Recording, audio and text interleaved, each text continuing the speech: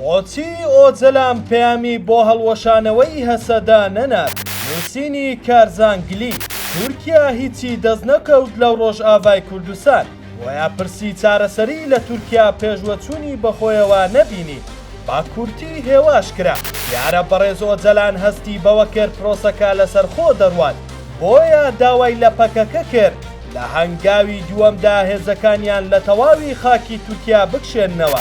پێشتریش گوتومە و دەیڵێمەوە تورکیا سیاسەتی بەرامبەر بە ڕۆژئاوا تون دەبێت و هەوڵی لە ناوبردنی هەسەدە بدات. پرسی چارەسەری لە تورکیا پەکی دەکەوێت. ئەو دوو پرسە بەیەکەوە بەستراوەتەوە. پرسی ڕۆژئاوا و باکووری کوردستان گیانێکن لە دوو جەستەدا. بەڵام تورکیا پێی وایە دوو گیان و دوو جەستن.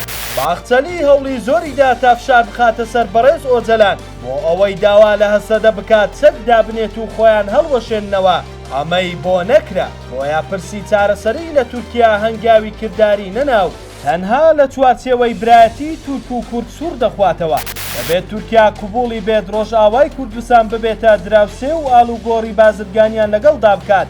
سوودی بۆ هەردوو لا دەبێت و لە کۆڵبەڵای تیرۆریش دەبنەوە. پرسی سووریاش بەرەو چارەسەری دەچێت و شەڕ کۆتایی پێدێت و بە فیدراڵیەت بۆ کورد.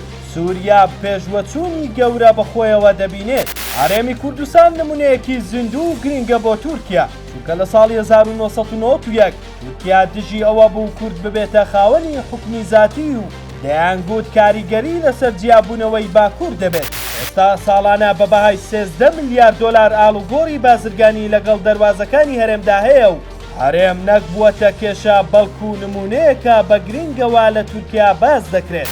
بۆ ئەوەی چەکەکان بێدەنگ بن پێویستە تورکیا بۆ فیدراڵیەتی ڕۆژئاوای کوردستان بێدەنگ بێت و دەستی دۆسایەتی بۆ درێژ بکات. بە پێچەوانەوە پرسی چارەسەری لە تورکیا دیسان تێک دەدرێت و ڕەنگە لە سەردەمی ئاکەپەدا نێتەوە بەرباز.